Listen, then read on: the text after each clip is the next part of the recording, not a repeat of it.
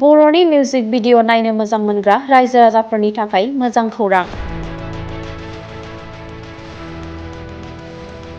क'क्राझार जिल्लानि थागिबि मनज नार्जारिनि दिहुननायाव आद्रा थाबाय मुंनि दोंसे रमान्टिक मेथाइनि मिउजिक भिडिअनि शुटिंआ दासान्दि सोलिगासिनो दङ।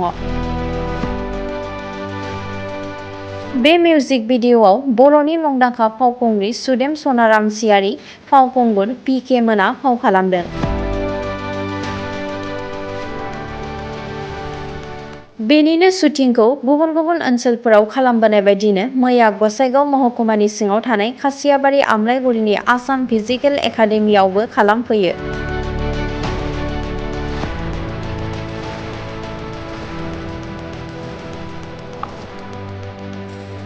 आरो आसाम फिजिकेल एकाडेमियाव शुटिं खालामफैनो मोननानै फावखुंग्रि सुदेम सनारामसियारिया गोजोननाय फोरमायो। लोगोसे बे आद्रा थाबाय बर'नि मिउजिक भिडिअखौ नोंथांमोना दान मोनसेनि उनाव देंखो माला प्रडाक्शन इउटुब चेनेलाव नुनो मोनगोन होननानै फोरमायो।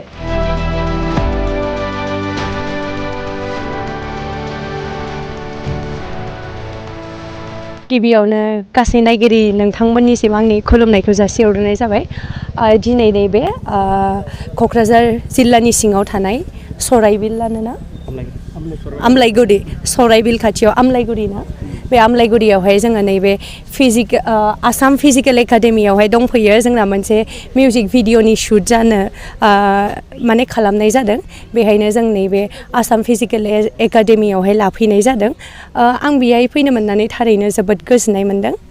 आं होननो थांब्ला आं बिदि जायगायावहाय सफैगोन सानाखैमोन। मानो होनब्लाथाय बेहाय आसाम फिजिकेल एकाडेमियानो जाबाय जोंहा सानै आदा दङ जाय बिथांमोनाहाय एक्स आर्मि रिटायार। बिथांमोनानो नैबे आसाम फिजिकेल एकाडेमिखौ सालायगासिनो। बिथांमोना बेहाय आं मिन्थिनाय लेखा सा टटेल 50 जननि एभव ना एभव 50 जन बिथांमोनखौहाय ट्रेन खालामगासिनो। बिथांमोनानो जेनेबा थारैनो जोबोद मोजां बिदि इनिशिएटिभआ। बेहाय आरो जायफोर माने एनरल खालामनो सानो बिथांमोना फैनो हागोन। मानो होनब्लाथाय बिथांमोना आर्मियाव थानानै थारैनो जोबोद माने बिसोरो जा फिजिकेल ट्रेनिं बेफोर सब फिजिकेल ट्रेनिंनिफ्राय लानानै ओमफ्राय रिटेननि बेफोरखौ बेहाय फोरोंनाय जायो। दा बेनि थाखायनो बे इनिशिएटिभ लानाया थारैनो जोबोद मोजां। आरो जायफोर बिथांमोना बिदि डिफेन्स लाइनाव थांगोन सानो बिथांमोना बेहाय फैनानै बे फिजिकेल ट्रेनिं आरो रिटेननिबो होनाय जायो बेखौहाय बेहाय लाफैनो हागोन।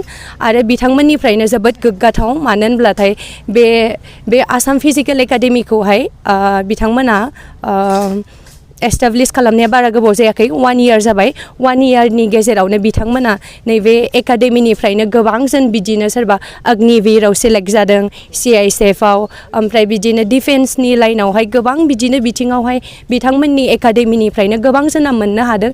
बे थारैनो जोबोद गोग्गाथावनि खोथा। आरो बिदिहायनो जोंना उन जोलैफोर जायफोर डिफेन्स लाइनावहाय इन्ट्रेस्टेड एबा जायफोरा गोसो गुदुं दं आरो बिथां आदामोन बायदिहाय जोंनि हादोरखौहाय बिदिनो सिबिनो सानो एबा हादोरनि थाखाय खामानि मावनो गोसो गुदुं बिथांमोननि नैबे फिजिकेल एकाडेमियावहाय आसाम फिजिकेल एकाडेमियावहाय एनरल खालामफैनो हागोन आरो। गोजोन्थों।